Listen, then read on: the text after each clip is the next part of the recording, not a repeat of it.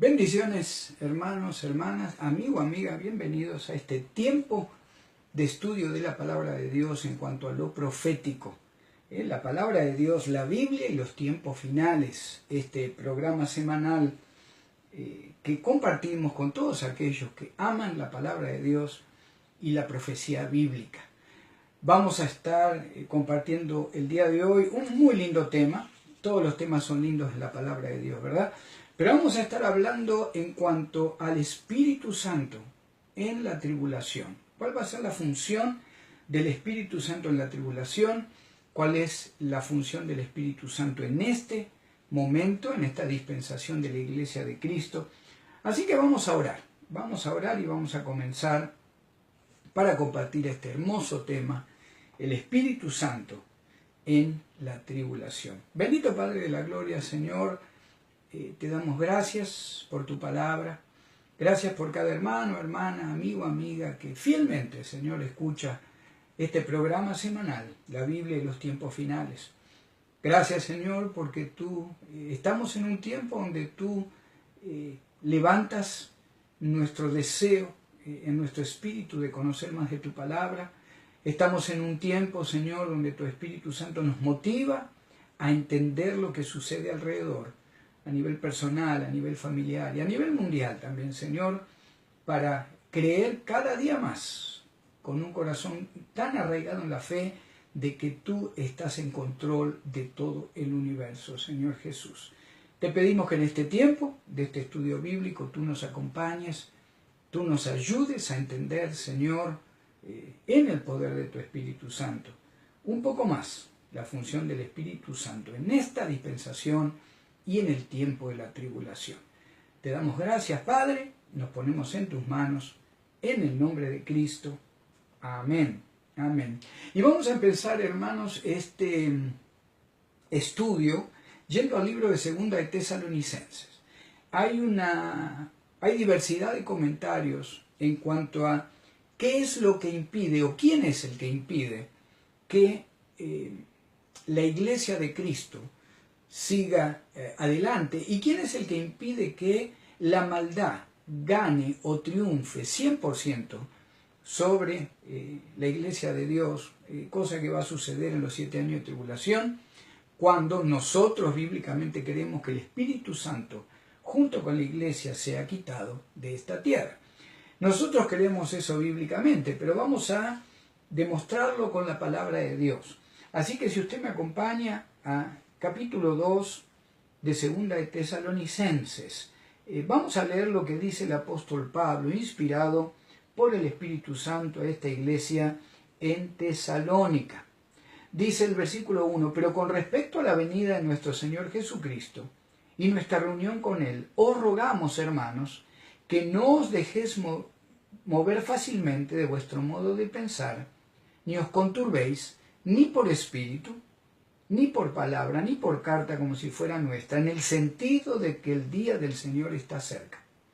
Nadie os engañe en ninguna manera, porque no vendrá sin que antes venga la apostasía y se manifieste el hombre de pecado, el hijo de perdición, el cual se opone y se levanta contra todo lo que se llama Dios o es objeto de culto, tanto que se sienta en el templo de Dios como Dios, haciéndose pasar por Dios. ¿No os acordáis que cuando yo estaba todavía con vosotros os decía esto? Y ahora vosotros sabéis lo que lo detiene, a fin de que a su debido tiempo se manifieste. Porque ya está en acción el misterio de la iniquidad. Solo que hay quien al presente lo detiene hasta que él a su vez sea quitado de en medio. Y entonces se manifestará aquel inicuo, a quien el Señor matará con el espíritu de su boca y destruirá con el resplandor de su venida. El apóstol Pablo está enseñándoles, explicándoles a los tesalonicenses de que no puede venir el anticristo o el hombre de pecado, el hijo de perdición. No puede aparecer sin que antes sea quitado del medio lo que impide que él aparezca. Por supuesto que nosotros creemos por fe que el Señor está en control de todo. El mismo Satanás tiene que pedir permiso a Dios para hacer lo que pretenda hacer para lastimar al pueblo de Dios. Lo podemos leer en el libro de Job. Lo que está diciendo Pablo es, ustedes saben qué es lo que lo detiene para que no aparezca este hombre de maldición, el hijo de perdición. Y cuando ahí lo leemos en español, como dice, sabéis lo que lo detiene, pareciera que se tratara de una cosa, pareciera que se tratara de una, a lo mejor, actividad o de una actitud. Y eso es lo que vamos a estar viendo el día de hoy, en cuanto a qué es o quién es el que impide que comiencen esos 7 años de tribulación sobre la tierra, donde el anticristo y el falso profeta van a gobernar a voluntad la vida de la creación de Dios sobre la tierra. Vamos al primer punto de vista. Hay algunos teólogos que dicen, bueno, lo que detiene que no aparezca el anticristo y el falso profeta son los gobiernos y la ley humanos. Y hay muchos, estudiosos de la palabra que creen que es la ley y es el gobierno que es lo que detiene que aparezca esta maldad al 100%. Sin embargo, la palabra de Dios nos enseña que aún los gobiernos están gobernados y guiados por el Señor. La palabra nos enseña y podemos entender que de alguna manera la iglesia interfiere también. Cuando un determinado gobierno quiere establecer una maldad absoluta, la oración del pueblo de Dios, el poder del Espíritu Santo, que todavía está en cada creyente y en la tierra, impide a través de la iglesia que los propósitos de Satanás se lleven adelante. Acá hay un escritor, un teólogo, se llama Walvoord, es un excelente teólogo, dice, aunque los gobiernos humanos pueden ser agentes en la obra del Espíritu para impedir, nosotros creemos que la iglesia también influye en los gobiernos, como dijimos anteriormente. Detrás de cada gobierno humano está Dios, y en esta dispensación de la gracia, desde el día de Pentecostés hasta que el Señor levante a su iglesia, en esta dispensación en particular, la iglesia cumple un papel enorme en lo que es el frenar la maldad a través de la oración, la intercesión, el ayuno y el estudio de la palabra de Dios. Entonces, nosotros no creemos que lo que impide que aparezca el hombre de maldad al día de hoy, el anticristo, no creemos que sea ningún gobierno ni ninguna autoridad mundial. La iglesia y Dios todavía siguen estando sobre toda autoridad mundial. Hay una segunda interpretación. Hay algunos que dicen que lo que impide que se manifieste el hombre de maldad es la iglesia, ¿verdad? Y claro que el creyente fue comparado siempre por el Señor como la sal de la tierra. La sal, usted sabe que preserva, la sal cura, la sal mantiene o mantenía en aquella época los alimentos sin que se descompusieran. Se nos ha también reconocido a la iglesia como que somos la luz del mundo, ¿verdad? Cada creyente y la iglesia corporativamente somos agentes purificadores como iglesia, pero de alguna manera el que efectivamente está guiando la iglesia y a cada hijo e hija de Dios en la actualidad es el Espíritu Santo. Entonces podemos decir, la iglesia corporativamente ayuda, como decíamos, la oración de la iglesia ayuda a que un gobierno de extrema maldad finalmente no pueda salirse con la suya.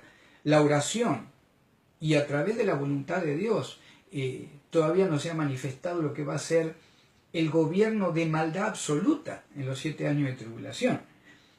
Los que dicen que la iglesia puede ser el agente que impide que se manifieste el hombre de pecado o el anticristo, tenemos que volver a reconocer que el Espíritu Santo es el que mora en cada uno de nosotros, y nosotros corporativamente, a través de la iglesia, manifestamos el poder de Dios y la palabra de Dios. Pero finalmente, siempre volvemos a lo mismo. Es el Espíritu Santo el que gobierna, el que sostiene, el que dirige, aún a cada creyente que quiere agradar a Dios y aún a la iglesia de Cristo.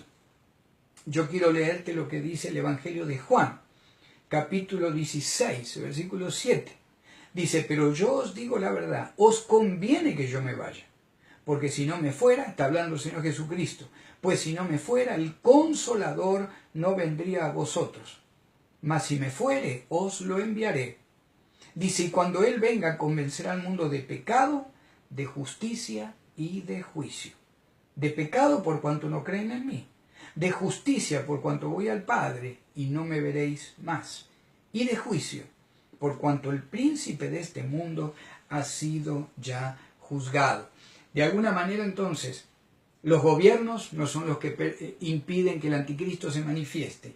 La iglesia como corporación no es lo que impide.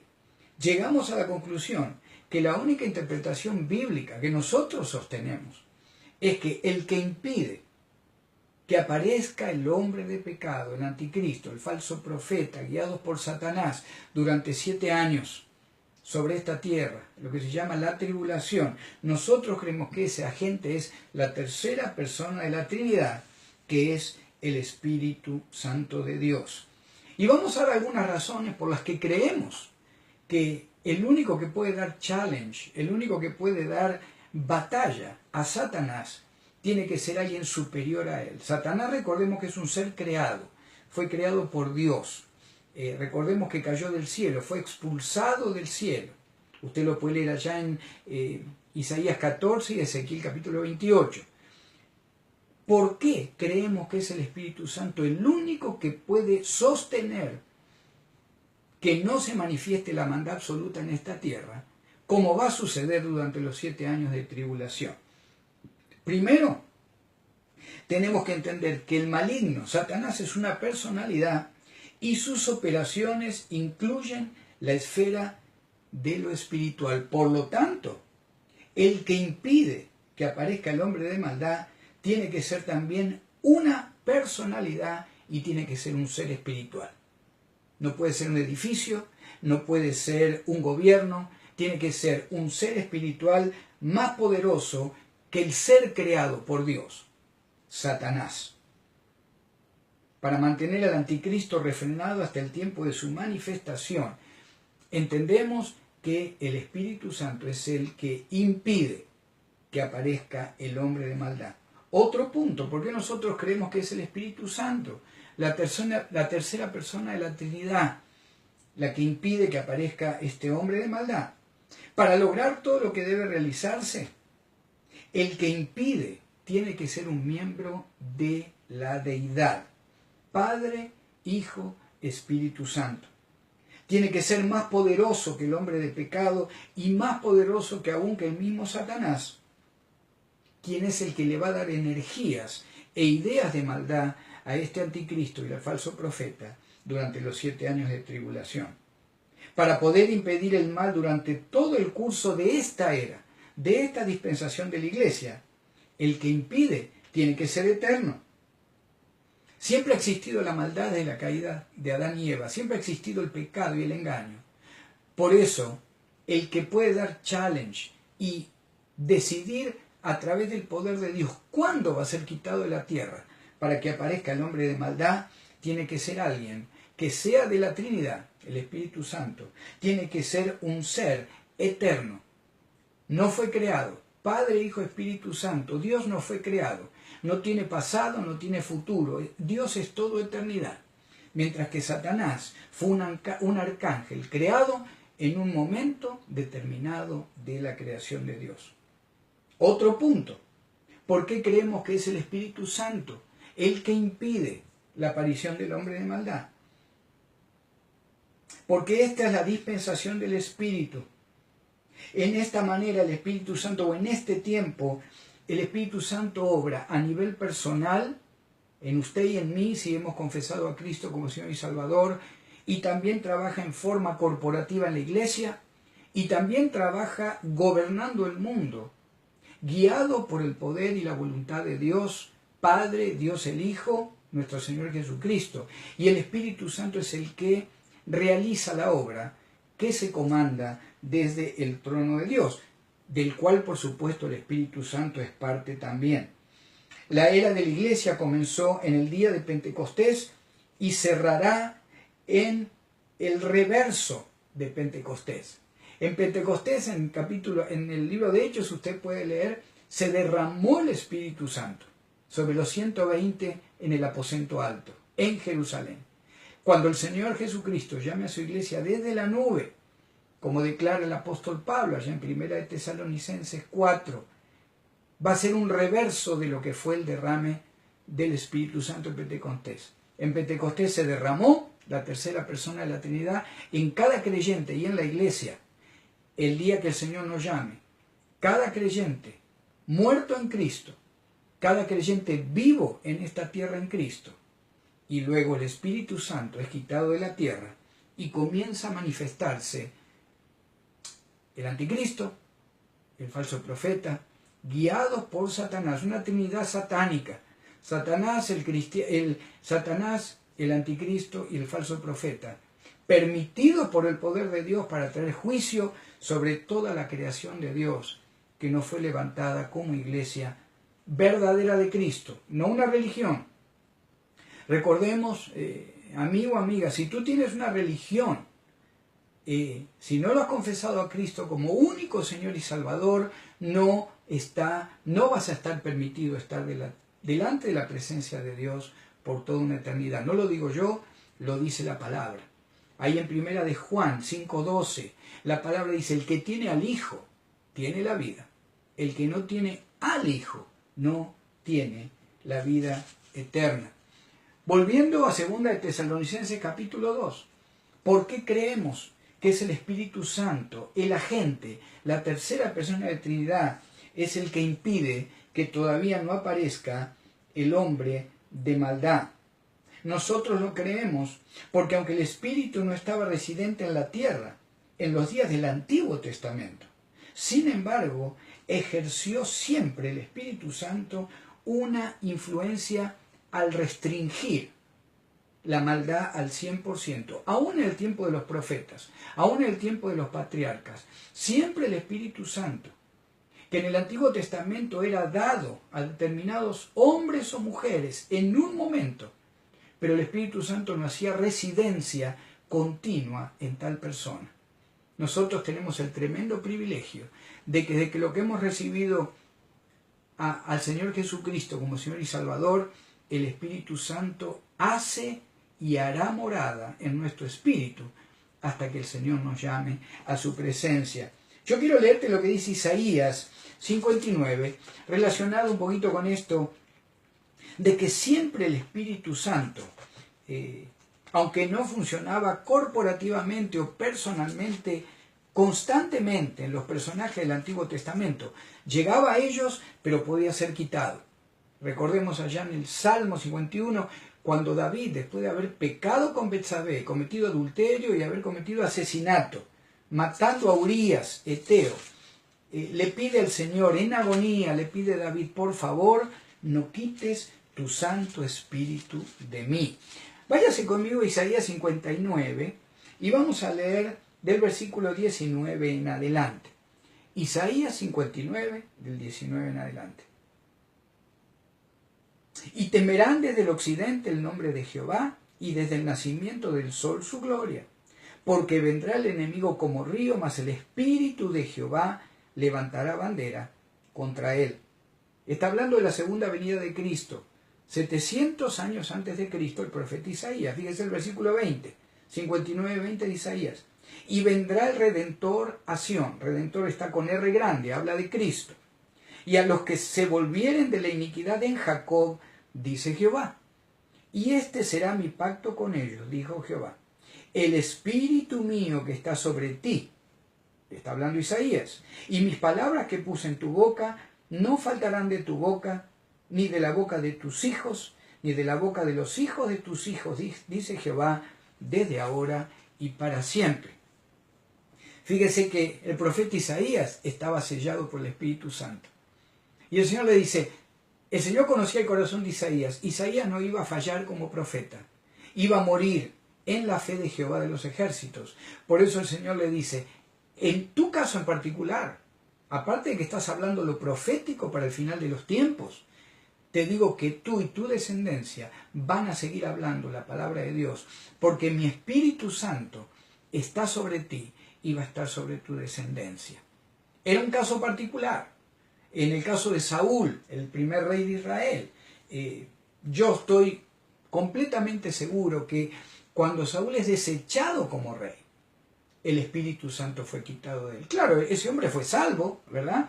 Recordemos la historia cuando va a visitar a la bruja de Endor, a la hechicera de Endor, y de repente el Señor permite que Saúl vea a Samuel, que ya había muerto. La única vez en la Escritura que el Señor permite que alguien vea el espíritu de alguien que ya había muerto. Y Samuel le dice, mañana tú y tus hijos estarán aquí conmigo. Saúl fue salvo, pero no todo el tiempo de su vida el Espíritu Santo estuvo sobre él.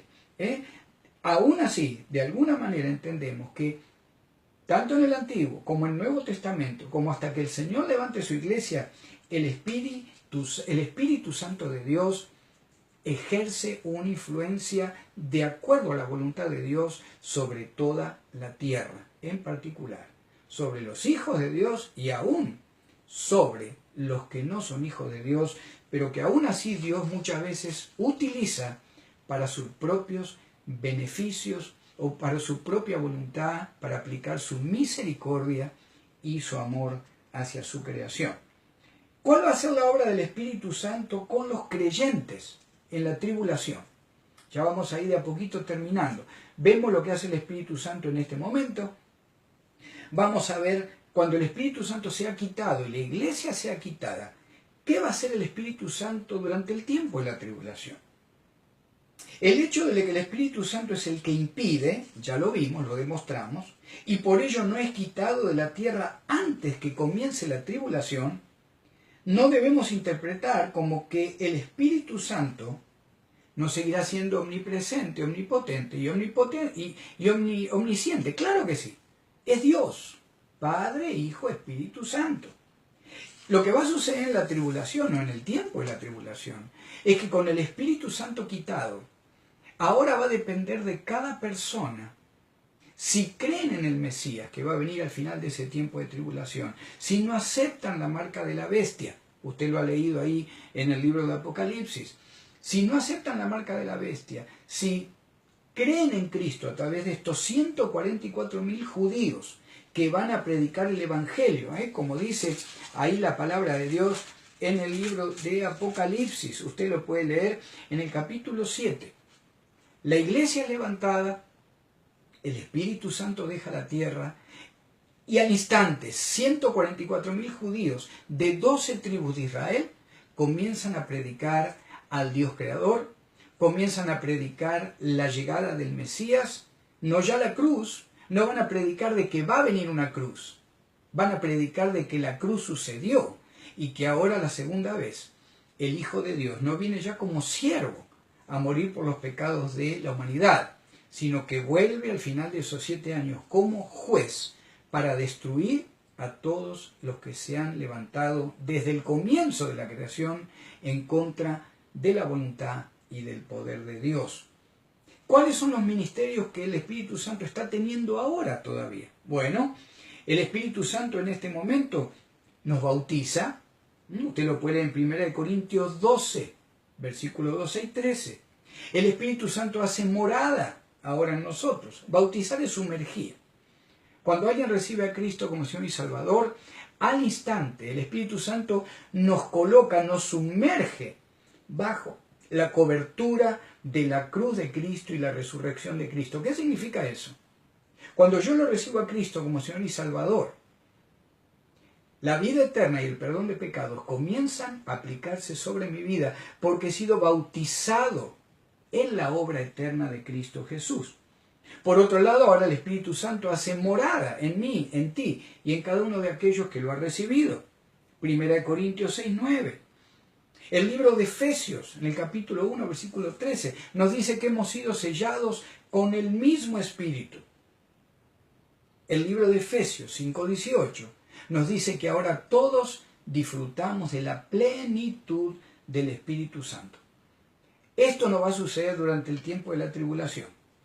En el tiempo de la tribulación, el que reciba a Cristo como Señor y Salvador, la mayoría de ellos van a morir como mártires. Y nosotros tenemos al día de hoy la tremenda bendición de que usted lo recibe a Cristo. Y bueno, el Señor nos lleva cuando Él lo decide, pero en este tiempo que estamos sobre la tierra, comenzamos a disfrutar parte de los beneficios del cielo. Comenzamos a tener paz, comenzamos a cambiar nuestra vida, nuestra manera de pensar, nuestra manera de hablar, nuestra familia cambia, nuestro gozo cambia, aún el temor a la muerte cambia. Esas son parte de los tremendos beneficios que significa ser hecho, ser llamado hijo de Dios. En el tiempo de la tribulación, el que reciba a Cristo como Señor y Salvador va a tener que vivir huyendo, va a tener que ver a lo mejor sacrificada su propia vida o la vida de los que lo rodean, por amor a su Señor y porque dice la palabra que muchos morirán como mártires delante de la presencia de Dios. Yo quiero leerte lo que dice el libro de Apocalipsis, capítulo 7, versículo 13. Está hablando el apóstol Juan. Se le muestra esta cantidad de personas vestidas con ropas blancas, uno de los grupos que van a ser levantados después de morir como mártires, ¿verdad? 7:13 de Apocalipsis dice: entonces uno de los ancianos habló diciéndome, estos que están vestidos de ropas blancas, ¿quiénes son y de dónde han venido? Yo le dije, Señor, tú lo sabes. Y él me dijo, estos son los que han salido de la gran tribulación y han lavado sus ropas y las han emblanquecido en la sangre del Cordero. Por eso están delante del trono de Dios y le sirven día y noche en su templo. Y el que está sentado sobre el trono extenderá su tabernáculo sobre ellos. Y ya no tendrán hambre ni sed, y el sol no caerá más sobre ellos, ni calor alguno, porque el Cordero que está en medio del trono los pastoreará, y los guiará a fuentes de agua de vida, y Dios enjugará toda lágrima de los ojos de ellos. ¿Cuál será la función del Espíritu Santo en los 7 años de tribulación? Utilizar a estos 144.000 sellados por Dios, judíos, que van a hablar de la próxima llegada del Hijo de Dios, Jesucristo, como Mesías. Va a ser a través del poder del Espíritu Santo. Estos 144.000, ninguno va a morir, todos son sellados y van a ver el retorno de Cristo al final de los 7 años, después de la batalla de Armagedón. El Espíritu Santo, de alguna manera, va a permitir también que el que reciba a Cristo como Señor y Salvador sea sellado. Lo que no sabemos, no aclara la palabra, si va a ser sellado de una manera donde el Espíritu Santo va a seguir haciendo morada en el espíritu de la persona. Creemos que la persona es sellada, se le garantiza la salvación, pero va a caminar en fe de acuerdo al convencimiento que tenga de que realmente Cristo es su Señor y su Salvador. Si usted me acompaña, por ejemplo, al capítulo 3 de Apocalipsis, 3, 5. Fíjese que acá el Señor le habla a la iglesia de Sardis, pero le está hablando también en particular a los que estaban en la iglesia de Sardis, pero nos habla también al día de hoy para ver cómo va a suceder o qué va a suceder durante el tiempo de la tribulación. Fíjese el 3:5 de Apocalipsis. El que venciere será vestido de vestiduras blancas y no borraré su nombre del libro de la vida. Y confesaré su nombre delante de mi Padre y delante de sus ángeles. Fíjense que el Señor está diciendo el que venciere. Usted y yo no hemos tenido que vencer nada en esta dispensación. El Señor venció la maldad. El Señor venció a Satanás. El Señor exhibió al mundo de maldad clavado en esa cruz y resucitando al tercer día. Él venció, por eso nosotros somos más que vencedores, porque no tuvimos que hacer nada por esa victoria eterna para ti y para mí. Pero en el tiempo de la tribulación, el Señor dice el que venciere. Suponemos que la persona que reciba a Cristo va a entender y va a saber que hay mucha posibilidad que va a morir como mártir, que va a perder familia, que va a ser a lo mejor crucificado, decapitado.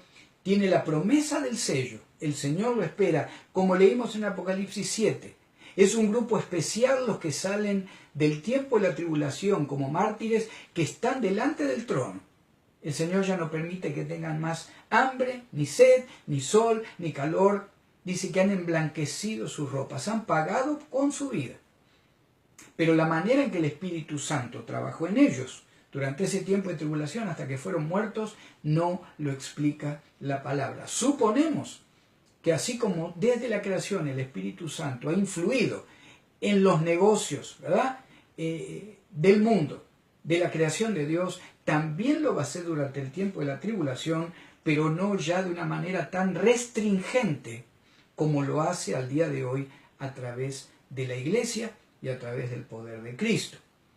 El que reciba a Cristo como Señor en la tribulación seguramente morirá como mártir. El Señor lo da como que ha vencido y no será borrado su nombre del libro de la vida.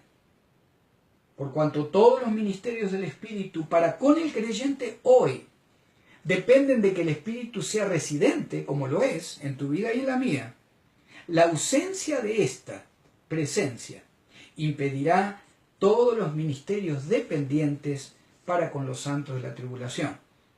Si usted se acuerda, hablamos de bautismo, morada, un sello, y hay una plenitud del Espíritu que usted y yo gozamos hasta el día que partamos con el Señor. Esos ministerios específicos no van a aplicar a cada uno de aquellos que en los 7 años de tribulación reciban a Jesucristo como Señor y Salvador. Se les promete la vida eterna, pero van a tener que luchar a través de su fe y su confianza de que Cristo es real y de que Cristo les tiene un tiempo preparado, eterno, alrededor de su trono, junto con todos nosotros y con los ángeles de su poder. Y antes de terminar, como siempre lo hacemos, ¿para qué arriesgarte? Si no tienes a Cristo, ¿para qué arriesgarte? Si el Señor, supongamos, viniera mañana y tú te quedaras, y en los 7 años de tribulación, si decidieras que quieres recibir a Cristo, vas a tener que pagar con tu vida, vas a perder familia, vas a tener que andar escondido por los montes para que no te encuentren, para que no te marquen con la marca de la bestia, no vas a poder comprar, no vas a poder vender. ¿Para qué esperar ese tiempo? ¿Por qué no recibir hoy a Cristo Jesús en tu corazón? Como la iglesia, como la palabra te lo pide. Si escuchas hoy la voz del Espíritu, no endurezcas tu corazón.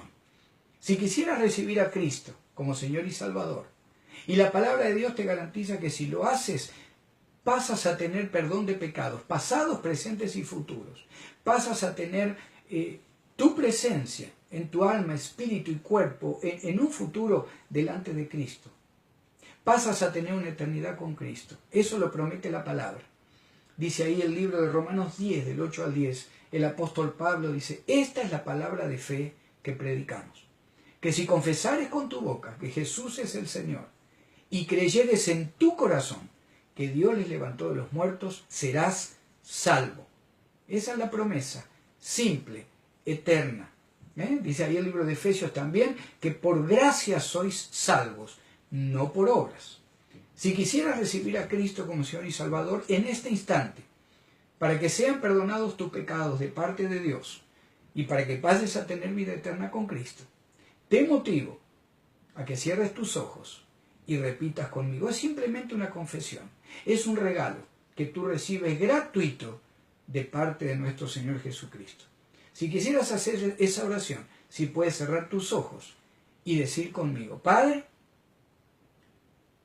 Señor, yo reconozco que soy pecador en este momento. Yo te doy gracias porque creo por fe que tú enviaste a tu Hijo Jesús a esta tierra para morir por mis pecados. Señor, he sido rebelde, he actuado con maldad, pero en este momento yo te pido, Señor Jesús, que entres en mi mente, en mi espíritu, en mi corazón, como mi Salvador personal. Señor, tu palabra me dice que si te recibo como Señor, soy sellado por el Espíritu Santo. Tu Espíritu Santo hace morada en mi vida.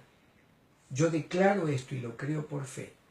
Dice tu palabra que también he sido bautizado en la familia de Dios. Bendito Padre, yo creo por fe todo lo que dice tu palabra. Ya he recibido a Cristo en este instante como mi Señor. Y tu palabra me garantiza que yo tengo vida eterna y perdón de mis pecados por la obra de Cristo en la cruz del Calvario. Bendito Padre, te doy gracias. Bendito Hijo, te doy gracias. Bendito Espíritu Santo, te doy gracias por esta vida nueva que ahora eternamente comienza en mi vida y en la vida de mi familia. Te doy gracias, Padre, en el nombre de Cristo. Amén y amén. Si has hecho esa oración de fe, te motivo a comprar una Biblia, te motivo a buscar una iglesia cristiana evangélica donde se predica un evangelio de gracia, de misericordia, no de obras o de condenación o de dogmas, no una religión. Te motivo a que investigues y busques un lugar donde se predique el evangelio y donde esa familia de Dios